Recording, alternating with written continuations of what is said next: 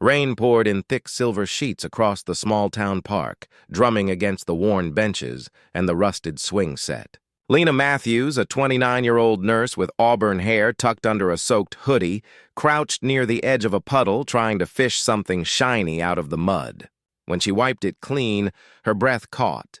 2 tarnished dog tags, one bent, the other faintly engraved with the name James R. Walker. She looked around, heart pounding. Someone had lost them. Someone who mattered. Moments later, she hurried into the small local diner across the street, dripping rainwater, clutching the tags tightly. The bell above the door jingled as warmth rushed over her, mingling with the scent of coffee and bacon. Behind the counter, a few regulars turned their head, but one man in the corner, sitting alone by the window, didn't.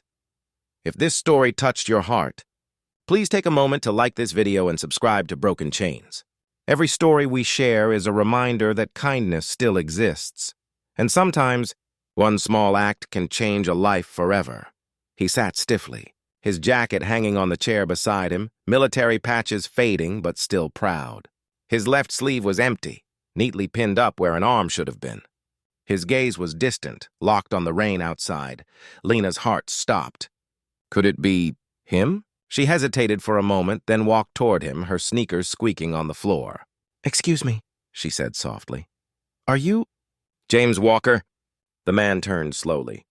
His eyes, steel gray and tired, flickered with surprise. "Yeah," he said cautiously, his voice rough but polite. "Do I know you?" Lena smiled nervously and held out the small metal chain. "I think I found something that belongs to you." For a long second, he just stared. Then his hand trembled as he reached for it. The diner went silent around them. His fingers brushed the tags, and something in his expression cracked, a small, unguarded moment of disbelief. I thought these were gone forever," he whispered. He looked down at them, then up at her, his voice catching. "I lost these in Afghanistan, during an ambush. I never thought—" He trailed off, blinking hard as if holding back tears. Lena felt a lump rise in her throat. "I found them near the park entrance," she said softly. "Buried in mud like they'd been there a while. I almost didn't notice." James let out a shaky breath, staring down at the small metal pieces now glinting faintly in the diner light.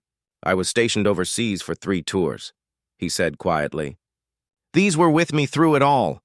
My best friend, His voice faltered. "He didn't make it back. These tags were with him when—" He couldn't finish.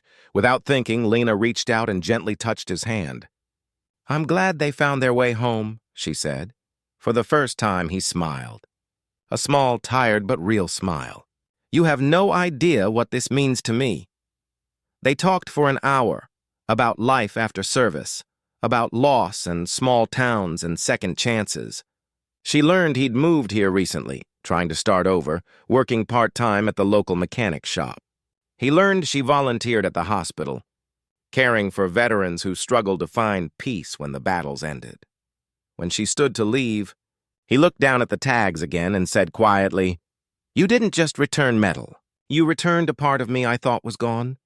She smiled and said, "Sometimes the universe has a way of giving back what you didn't know you were missing."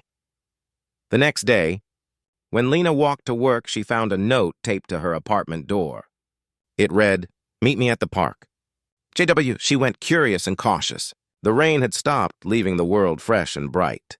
James stood near the bench where she'd first found the tags. Wearing the same faded jacket, his expression different, softer, lighter. In front of him sat a golden retriever, tail wagging furiously.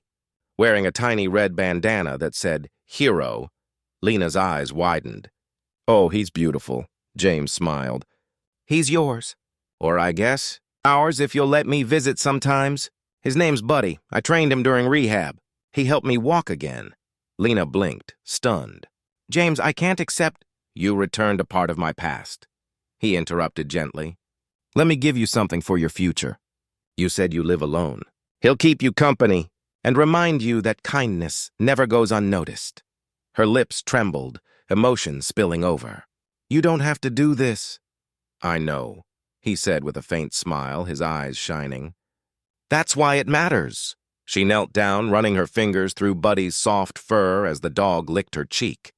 For a long moment, neither of them spoke, just the sound of birds and wind through the trees. Finally, Lena looked up at him. "Thank you, James." He nodded, slipping the dog tags around his neck. "No, thank you for reminding me that they're still good out here." They stood together, the morning light warming their faces, both knowing this was more than just gratitude. It was the start of something healing. As she turned to leave, James called out, "Lena?" She turned back, smiling. He held the tags in his hand and said softly, "You may have found these, but maybe it was me who found you." And for the first time in a long time, Lena felt seen, not just for what she'd done, but for who she was. A quiet soul who believed even the smallest act of kindness could change someone's life.